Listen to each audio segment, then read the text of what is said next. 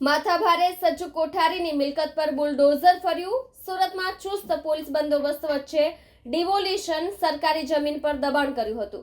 નાનપુરા વિસ્તારમાં જમરૂક ગલીમાં આવેલા સરકારી પ્લોટ પર 250 સ્ક્વેર મીટર વિસ્તારની દબાણ કરાયેલ મિલકતને પાલિકા અને પોલીસે મળીને બુલડોઝર કાર્યવાહી કરીને જમીન ખાલી કરાવી હતી। જેલમાં રહી પણ ભાડેથી દુકાનો આપી થઈ રહી હતી કમાણી। તંત્રના અહેવાલ પ્રમાણે સંજુ કોઠારીએ સરકારી જમીન પર ગેરકાયદે બાંધકામ કરીને અનેક દુકાનો ઊભી કરી હતી। આ દુકાનોમાંથી ભાડે દુકાન આપીને દર મહિને 7,000 થી 15,000 સુધીની આવક મેળવતી હતી। દુકાનદારો દ્વારા ભંગાર, ગેરેજ સામાન, ઇતર અને પરફ્યુમ જેવા સામાન વેચવામાં આવતા હતા। જેલમાં રહી પણ તે ભાડું વસૂલતો હતો।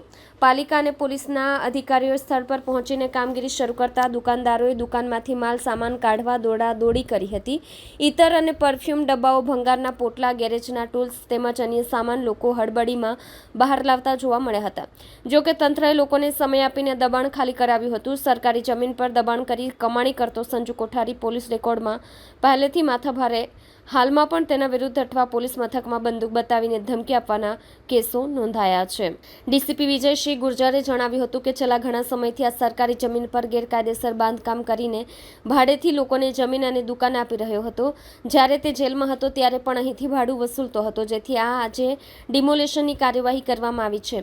મારામારી, ખંડણી, વ્યાજખોરી સહિતના ગુનાઓ નોંધાઈ ચૂક્યા છે। તેના પર ગુજસી ટોક હેઠળ પણ કાર્યવાહી કરવામાં આવી છે। હત્યાની કોશિશ અને જાનથી મારી નાખવાની ધમકીઓનો ગુનો પણ હાલમાં નોંધાયો છે।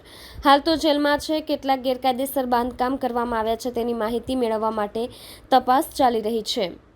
અગાઉ 2 મહિના પહેલા નાનપુરામાં જમરૂક ગલીમાં રહેતા અને જુગાર સહિત અનેક અસામાજિક પ્રવૃત્તિઓમાં સંડોવાયેલ સંજુ કોઠારીના મકાનમાં ગેરકાયદેસર હિસ્સાના ડિમોલિશનની તજવીજ હાથ ધરવામાં આવી હતી।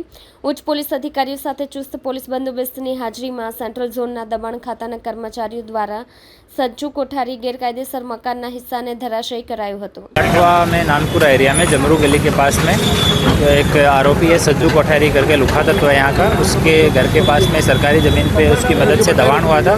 दुकानें बनी हुई है। उन सबको पहले भी समझ की गई थी और लीगल जो उनको नोटिस वगैरह देने थे वो एसएमसी की तरफ से दिए हुए थे। उसके बावजूद इन्होंने यहाँ से दबाण नहीं हटाया।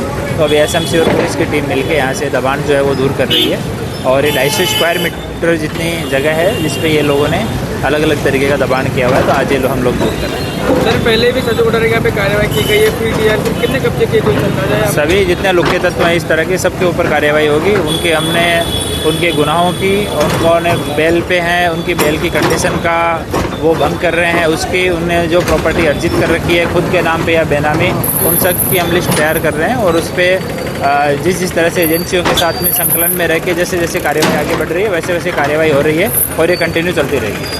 Thank you.